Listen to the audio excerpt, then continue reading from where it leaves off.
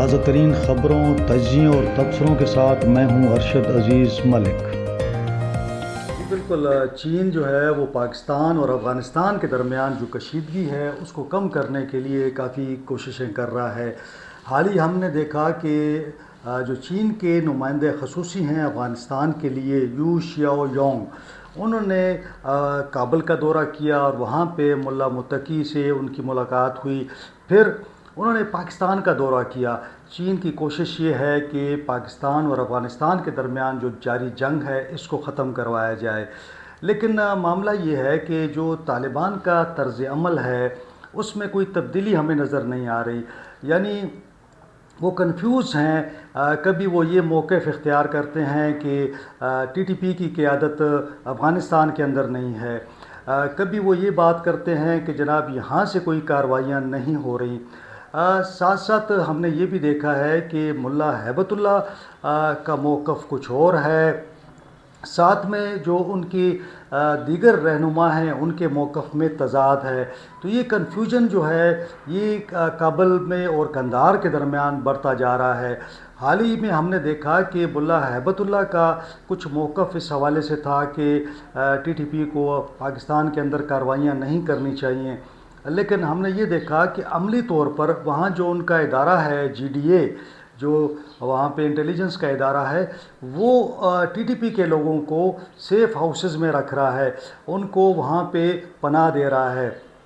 اس کا مطلب یہ ہے کہ حکومت جو ہے کابل میں اور جو قندھار میں ہے ان کے درمیان شدید اختلافات ہیں، اور اب معاملہ اس حد تک آ گیا ہے کہ جو حکومت کے اہلکار ہیں وہ بھی حکومت کے جو لوگ ہیں ان کی بات نہیں مان رہے۔ تو معاملہ یہ ہے کہ اب جب پاکستان کارروائی کرتا ہے تو وہ وہاں سے یہ پاکستان کے اوپر جو ہے آپ نے دیکھا کہ ڈرون سے حملے ہوئے، یہاں پہ مارٹر گولوں سے حملے ہو رہے ہیں، جبکہ پاکستان نے ٹی ٹی پی کو ٹارگٹ کیا تو انہوں نے ہماری کوئی 53 چوکیوں پر حملہ کر دیا۔ پاکستان نے جب ان کی چوکیوں کو نشانہ بنایا تو انہوں نے ہمارے سویلین لوگوں کو نشانہ بنانا شروع کر دیا۔ تو اب ایک ہم سمجھ یہ آ رہی ہے کہ ان کے پاس دو ہی طریقے ہیں، ایک تو یہ ہے کہ وہ مارٹر گولے پھینک رہے ہیں یا ڈرون استعمال کر رہے ہیں، اور ساتھ ساتھ جو ہے وہ ٹی ٹی پی کو سپورٹ فراہم کر رہے ہیں تاکہ ٹی ٹی پی جو ہے وہ پاکستان کے اندر کارروائیاں کرے۔ تو میرا خیال میں کہ ابھی تک ان کا جو مائنڈ سیٹ ہے وہ تبدیل نہیں ہوا، وہ پاکستان کے ساتھ تعلقات کو نارمل نہیں کرنا چاہ رہے، اسی لیے یہ معاملہ جو ہے اگر ہم دیکھ رہے ہیں 19 روز ہو چکے ہیں یہ دونوں ممالک کے درمیان جنگ جاری ہے۔ تو پاکستان کا تو ایک ہی مطالبہ ہے، ایک ہی ایجنڈا ہے کہ افغان سرزمین جو ہے وہ استعمال نہیں ہونی چاہیے دہشت گردی کے لیے، لیکن ابھی تک کوئی مثبت پیش رفت نظر نہیں آ رہی۔ بالکل، ہم نے دیکھا کہ جو افغان رژیم ہے ایک تو وہ دہشت گردی کو استعمال کر رہی ہے، پاکستان کے خلاف ٹی ٹی پی کو استعمال کر رہی ہے، دوسری جانب ہم نے دیکھا کہ مارٹر گولوں سے حملے ہو رہے ہیں، اور جس میں گزشتہ روز بھی 4 افراد شہید ہو گئے، بے گناہ لوگ تھے، ان پر مارٹر گولہ انہوں نے پھینکا، وہ شہید ہو گئے۔ جو تیسری بات ہے وہ ڈرونز کی ہے۔ یہ بڑی دلچسپ بات ہے کہ افغانستان کے اندر نہ ڈرون تیار ہوتے ہیں، اور نہ ہی ان کے پاس ٹیکنالوجی ہے، نہ ہی ان کے پاس ٹریننگ ہے، اور نہ یہ چلا سکتے ہیں ڈرون۔ تو آخر یہ ڈرون کہاں سے آ رہے ہیں، یہ بہت بڑا سوال بنا ہوا ہے آج کل۔ تو اصل معاملہ یہ ہے کہ بھارت جو ہے وہ افغانستان کے اندر فائنینشیل سپورٹ فراہم کر رہا ہے، اور جو اطلاعات آ رہی ہیں، یہ جو ڈرون کے حوالے سے اطلاعات آ رہی ہیں کہ یہ اسرائیل کی جانب سے فراہم کیے جا رہے ہیں، یعنی اسرائیلی ڈرونز ہیں جن کو افغانستان پہنچایا گیا ہے، اور یہ بھی بتایا جا رہا ہے کہ مختلف ذرائع سے، مختلف طریقوں سے ان کو سمگل کیا جاتا ہے اور یہاں پہ لایا جاتا ہے۔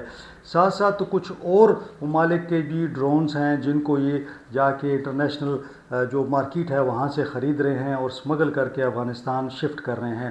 تو کہنے کا مقصد یہ ہے کہ یہ ایک ٹرائکا ہے، یعنی افغانستان کی سرزمین استعمال ہو رہی ہے، بھارت کے جو فنڈز استعمال ہو رہے ہیں، اور اسرائیل کی ٹیکنالوجی، ٹریننگ اور ایکوپمنٹ جو ہے وہ استعمال ہو رہا ہے۔ بہرحال پاکستان نے جو ہم نے دیکھا جو کوہاٹ میں آئے ان کو بڑے اس کے ساتھ گرا دیا گیا، یعنی ٹیکنیکلی ان کو گرایا گیا۔ اور اسی طرح پاکستان اس کے لیے تیار ہے. اور پاکستان اسی لیے جو افغانستان کے اندر ہم نے جو پاکستان نے ٹارگٹس کیے ہیں وہ یہ ڈرونز کے جو انہوں نے وہاں پہ ڈپوز بنا رکھے ہیں جہاں پہ یہ ڈرونز جمع کر رہے ہیں اور جہاں پہ اسلحہ ہے جہاں پہ دیگر بارود ہے تو پاکستان اس کو ٹارگٹ کر رہا ہے. ابھی تک پاکستان نے افغان رجیم کو ٹارگٹ نہیں کیا اور نہ پاکستان جو ہے کہیں وہاں پہ افغانستان کے اندر رجیم کو چینج کرنا چاہتا ہے. پاکستان چاہتا ہے کہ جو ہمارا ایک نکاتی ایجنڈا ہے ہم اس پر قائم رہیں اور ہمارے جو ٹارگٹ ہیں اس کو ہم ہٹ کرتے رہیں. جس میں کوئی شک نہیں ہے کہ کئی پالیسیوں پر وفاق اور صوبے کے درمیان اتفاق نہیں ہے اور اختلافات ہیں. لیکن جب یہ افغان جنگ ہوئی یا بھارت کے ساتھ جو ہماری جنگ ہوئی تو تحریک انصاف جو تھی وہ پھر ظاہر ہے کہ قومی ادارے میں شامل ہو گئی تمام لوگوں کے ساتھ اور اس نے سپورٹ کیا.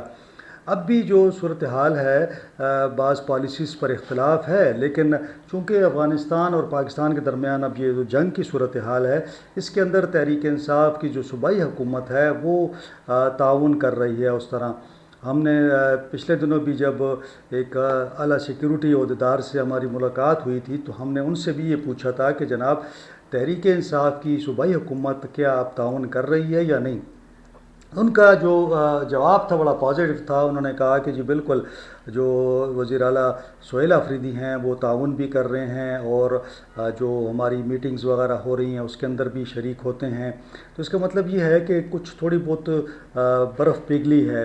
لیکن ظاہر ہے کہ وہ جو معاملات ہیں جن پر اختلافات ہیں مثال کے طور پر جو ہم بات کرتے ہیں کہ جی دہشت گردوں کے ساتھ مذاکرات ہونے چاہیے یا آپریشن ہونا چاہیے تو تحریک انصاف کا ایک ہی بیانیہ ہے کہ بات چیت سے معاملات حل ہونے چاہیے. پھر افغان مہاجرین کی یہاں سے واپسی کے حوالے سے پھر یہاں جو کارروائیاں ہو رہی ہیں تو وہ اختلافات ہیں لیکن ابھی بھی کھل کر وہ سپورٹ نہیں کرتے ہیں جو کہ آپریشنز ہوتے ہیں پاکستان کے اندر یا باہر.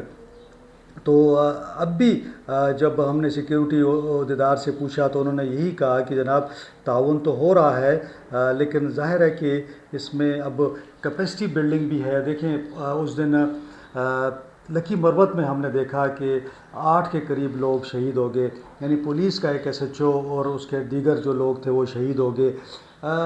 آپ 2-3 دن ہو چکے ہیں اس واقعے کو.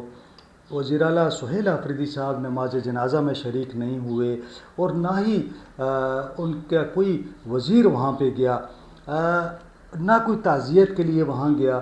تو اگر یہ صورتحال ہے کہ جب آپ نہیں جائیں گے تو یقیناً جو فورس ہے اس کا مورال جو ہے وہ ڈاؤن ہوتا ہے. لوگ جانا چاہیے. پھر یہ بھی ہم نے دیکھا کہ لکی مروت میں پولیس نے خود ہی بغاوت کی. انہوں نے کہا کہ ہم نے کام نہیں کرنا, انہوں نے کام چھوڑ دیا.